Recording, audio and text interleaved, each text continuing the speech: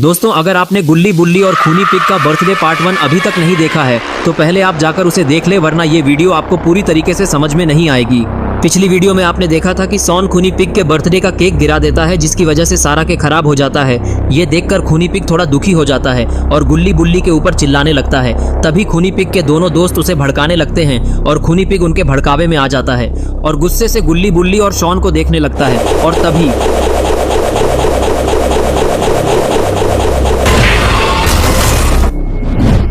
खूनी पिग गुल्ली के ऊपर कूद जाता है और उसके ऊपर बैठकर लगातार हमला करने लगता है। खूनी पिग के 3-4 बार बैट से हमला करने के कारण बुल्ली वहीं पर बेहोश हो जाता है। शॉन बुल्ली की ये हालत देखकर खूनी पिग से डरने लगता है।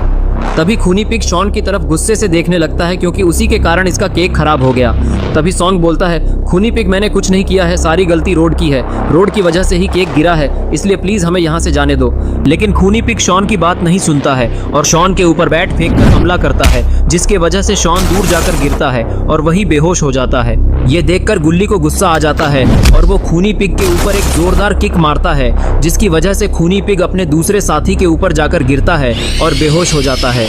ये देखकर खूनी पिग का दोस्त बोलता है, एक तो तुम लोगों ने खूनी पिग के बर्थडे का केक खराब कर दिया और इसके बाद भी तुम लोगों की हिम्मत भी कैसे हुई खूनी पिग के बर्थडे वाले दिन उसे ही मारने की। इसका अंजाम तो तुम्हें भुगतना पड़ेगा। देखो खूनी पिग के दोस्त, ना मैं तुम्हें जानता हूँ ना तुम मुझे जानते हो, इसलिए तुम हमें यहाँ से जाने दो, वरना अगर हमने बाबा को बुला लिया तो वो तुम्हारी बैंड बजा देंगे। मैं नहीं डरता किसी बाबा से, तुम्हें जिसे भी बुलाना है बुला लो, देख लूंगा सभी को। शायद तुम बाबा को जानते नहीं हो इसलिए ऐसा बोल रहे हो। अपने दोस्त खूनी पिग से पूछो कि बाबा कौन है, तब पता चलेगा।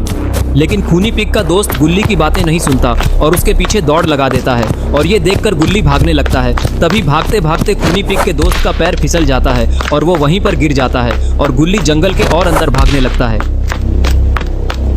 गुल्ली भागते भागते जंगल के काफी अंदर आ चुका है और आसपास कोई दिखाई भी नहीं दे रहा और यहाँ काफी ज्यादा अंधेरा भी है। गुल्ली भागता हुआ पेड़ के पीछे आकर रुक जाता है और फिर वो बाबा को फोन मिलाने लगता है। तभी फोन से कुछ ऐसी आवाज आती है, आप जिस व्यक्ति को कॉल करना चाहते हैं उसे कॉल करने की आपकी औकात नहीं है, कृपया अपनी औकात के हिसाब से रिचार्ज कराएं और दोबारा भी आप प्रयास करें। ये सुनकर गुल्ली फोन को काट देता है और फिर वो चेक करता है कि उसके फोन में तो रिचार्ज ही नहीं है। इधर इस छोटे पिग को भी होश आ गया है और ये जंगल के अंदर आ चुका है गुल्ली को ढूंढता हुआ। तभी गुल्ली पेड़ के पीछे से छुपकर उसे देखता है और पिग को पास आता देखकर वो जंगल के दूसरी तरफ भागने लगता है। छोटा पिग भी उसे भागता हुआ देख लेता है और फिर वो उसके पीछे पीछे जाने लगता है। गुल्ली भागता भागता रोड पर आ जाता है और तभी गुल्ली एक गाड़ी से टकरा जाता है और वहीं गिरकर बेहोश हो जाता है। इसके बाद उस कार से एक आदमी उतरता है, जिसे देखकर लगता है कि वो काफी नशे में है। शायद इसने काफी ज्यादा शराब पी हुई है, इसलिए ये ऐसे लड़खड़ा रहा है। और फिर वो आदमी गाड़ी के आगे जाकर गुल्ली को देखने लगता है कि कहीं गुल्ली मर तो नहीं गया। आदमी खड़ा होकर देख ही रहा होता है कि तभी इतनी देर में खूनी पिग का साथी भी वहां पर आ जाता है और वो गुल्ली को बेहोश पड़ा हुआ देखकर बहुत ज्यादा खुश हो जाता है। और फिर वो उस आदमी से बोलता है, पियक्कड़ आदमी, तुमने मेरी काफी ज्यादा मदद की है। मैं इस आदमी को बहुत देर से पकड़ने की कोशिश कर रहा था, तुमने इसे गाड़ी से उड़ाकर मेरा काम आसान कर दिया है, इसलिए मैं तुम्हें इनाम देना चाहता हूँ। बताओ तुम्हें क्या चाहिए। पिग की ये बात सुनकर उस आदमी को गुस्सा आने लगता है और फिर वो पिग के ऊपर चिल्लाते हुए बोलता है, पहली बात तो ये, मैं पियक्कड़ नहीं हूँ, पियक्कड़ होगा तेरा बाप। और दूसरी बात, मैंने इस आदमी को नहीं उड़ाया है, वो तो ये आदमी खुद ही मेरी गाड़ी के सामने आकर टकरा गया और बेहोश हो गया। और तीसरी बात, तू क्या मुझे इनाम देगा? इनाम मैं तुझे देता हूँ, मुझे पियक्कड़ बोलने का। इतना बोलकर वो आदमी पिग को एक जोरदार थप्पड़ लगा देता है। आदमी से मार खाने के बाद पिग को गुस्सा आने लगता है और फिर वो गुस्से से आदमी के ऊपर हमला कर देता है, जिसके वजह से वो आदमी वहीं गिर जाता है। तभी गुल्ली को होश आ जाता है और फिर वो पिग को एक लात मारता है, जिसकी वजह से पिग दूर जाकर फेंका जाता है और गिरकर बेहोश हो जाता है। फिर गुल्ली उस आदमी से बोलता है कि शुक्रिया तुम्हारी कार के लिए, अब मैं तुम्हारी कार लेके बाबा को बुलाने जा रहा हूँ, तुम्हारी कार मैं बाद में वापस कर दूंगा। इतना बोलकर गुल्ली कार में जाकर बैठ जाता है और कार को स्टार्ट करके जाने लगता है।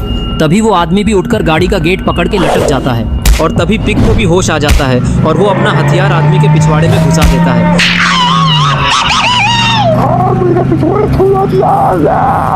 और पिग दोनों को भागता हुआ देखता रह जाता है। और इधर रॉड को भी होश आ चुका है और फिर वो उठकर इधर उधर देखने लगता कि आखिर यहाँ पर हुआ क्या। इसके बाद रॉड गाड़ी से उतरता है तो देखता है कि यहाँ पर तो सब बेहोश पड़े हुए हैं। रॉड खूनी पिग को देखता है तो उसको समझ नहीं आता कि आखिर खूनी पिग बेहोश कैसे हो गया। फिर वो बुल्ली की तरफ देखता है और परेशान हो जाता है कि अब इन दोनों को किसने बेहोश कर दिया। तभी खूनी पिग का दोस्त खाली हाथ वहाँ पर वापस आ जाता है और वो रॉड को वहाँ पर खड़ा हुआ देखता है। रॉड भी उसे देखते हुए बोलता है कि खूनी पिग के दोस्त, तुम वहाँ से कैसे आ रहे हो? मेरा मतलब है कि तुम उस तरफ कब गए और क्यों गए, और मुझे समझ में नहीं आ रहा यहाँ हुआ क्या, और ये सब लोग बेहोश कैसे पड़े हैं, क्या तुम मुझे बता सकते हो? ये सुनकर खूनी पिग का दोस्त रॉड से बोलता है कि तुम लोगों ने मिलकर खूनी पिग का बर्थडे खराब कर दिया, इसलिए अब मैं तुम्हें नहीं छोड़ूंगा। अब यहाँ से कोई भी जिंदा वापस नहीं जाएगा। वैसे भी मेरे हाथों से 2 शिकार पहले ही भाग चुके हैं और अब तुम सवाल पूछ पूछ कर मेरा दिमाग खराब कर रहे हो। अब सबसे पहला मरने का नंबर तुम्हारा ही है। Like and subscribe Sinister Tales and fit the bell icon please brother.